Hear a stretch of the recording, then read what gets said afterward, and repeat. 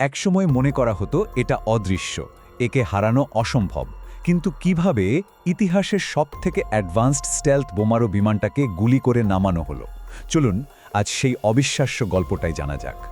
ওরা আমাকে ধরে ফেলেছে, ব্যাস, এই তিনটে শব্দ। একটা রুদ্ধশ্বাস নাটকের যেন শেষ দৃশ্য। কিন্তু এই গল্পের শুরুটা হয়েছিল কিভাবে? চলুন একটু টাইম ট্রাভেল করে ফেরা যাক ২৭শে মার্চ ১৯৯৯-এ। জায়গাটা হলো সার্বিয়ার আকাশ। চারদিকে ঘুটঘুটে অন্ধকার আর ভয়ঙ্কর ঝড় বৃষ্টি।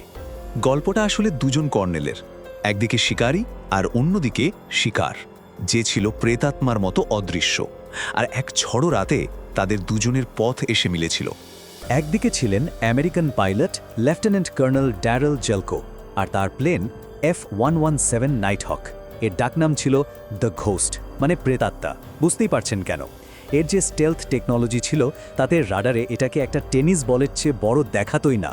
আর অন্যদিকে সার্বিয়ান লেফটেন্যান্ট কর্নেল জোল্টান ডানি, তার হাতে ছিল একটা S-125 মিসাইল সিস্টেম।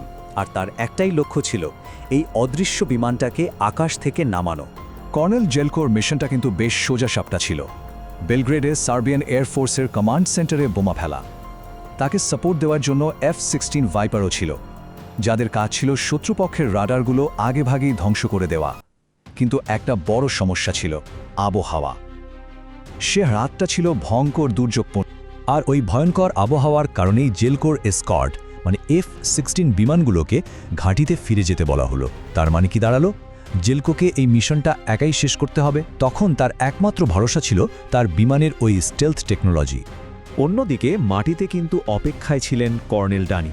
তার কাছে খবর ছিল যে শত্রু বিমান আসছে। তিনি একটা বেশ পুরনো P-18 রাডারকে একটু অদল বদল করে ব্যবহার করছিলেন। তার বিশ্বাস ছিল যে এর লো ফ্রিকোয়েন্সি ওয়েভ দিয়ে হয়তো স্টেলথ বিমানকেও ধরে ফেলা সম্ভব। মানে এটাই ছিল তার সেরা সুযোগ। অনেকক্ষণ ধরে রাডার স্ক্রিনের দিকে তাকিয়ে থাকার পর ড্যানির টিম মেঘ আর বৃষ্টির হাজারো ভুল সিগন্যালের মধ্যে একটা ছোট্ট চলমান বিন্দু দেখতে পায়। ড্যানির সঙ্গে সঙ্গে বুঝে যান। ড্যানি তার টার্গেটিং রাডারটা একবারে মাত্র ২০ সেকেন্ডের জন্য চালু করতে পারতেন। কেন? কারণ এর চেয়ে বেশি সময় অন রাখলেই আমেরিকান বিমানগুলো অ্যান্টি রাডার মিসাইল দিয়ে ওটাকে ধ্বংস করে দিত। ভাবুন একবার, মাত্র 20 সেকেন্ড। বারবার চেষ্টা করা হচ্ছিল, কিন্তু লাভ হচ্ছিল না। প্রতিবার ২০ সেকেন্ডের জন্য র্যাডার অন করে হতাশ হতে হচ্ছিল ডানির দলকে। টেনশন একদম চরমে। আর ঠিক তখনই কর্নেল জেলকো তার টার্গেটের খুব কাছে পৌঁছে গিয়েছিলেন। আর তখনই তিনি একটা মারাত্মক ভুল করে বসলেন। বোমা ফেলার জন্য তিনি তার নাইটহকের বম বে ডোর মানে বোমার দরজাটা খুললেন। আর এতেই হলো সর্বনাশ। সাময়িকভাবে বিমানের রাডার সিগনেচার অনেকটা বেড়ে গেল। ওই একটা মুহূর্তই যথেষ্ট ছিল। ড্যানির ক্রু মেম্বারদের একজন চিৎকার করে ওঠে। সঙ্গে সঙ্গে দুটো মিসাইল তীব্র গতিতে আকাশের দিকে ছুটে গেল। জেলকো কিন্তু তার বোমাগুলো ঠিকঠাক টার্গেটে ফেলতে পেরেছিলেন। প্রথম মিসাইলটা একটা গন্ডগোলের কারণে তাকে পাশ কাটিয়ে সোজা চলে যায়, কিন্তু দ্বিতীয়টা কাছে এসে ফেটে যায়। এর ধাক্কায় আর শাপনেলের আঘাতে নাইটহকের বাঁ দিকের ডানাটা একদম ছিন্ন ভিন্ন হয়ে যায়, আর প্লেনটা নিয়ন্ত্রণ হারিয়ে বন বন করে ঘুরতে শুরু করে। প্লেনটা যখন ওভাবে ঘুরছিল, জেলকো তখন প্রায় 7G'র চাপ অনুভব করছিলেন। মানে তার নিজের ওজনের 7 গুণ বেশি একটা শক্তি তাকে সিটের সাথে একদম চেপে ধরেছিল। ভাবুন তো, এই প্রচণ্ড চাপের বিরুদ্ধে লড়াই করে তাকে ইজেকশন হ্যান্ডেলটা টানতে হয়েছিল। তিনি বেঁচে তো গিয়েছিলেন, কিন্তু তার বিপদ তখনও কাটেনি। তিনি ছিলেন শত্রু এলাকার গভীরে। তার প্যারাশুটের রং ছিল উজ্জ্বল কমলা, যা সহজেই চোখে পড়ে। আর ওদিকে সার্বিয়ান বাহিনী তাকে খোঁজার জন্য বিশাল এক অভিযান শুরু করে দিয়েছে।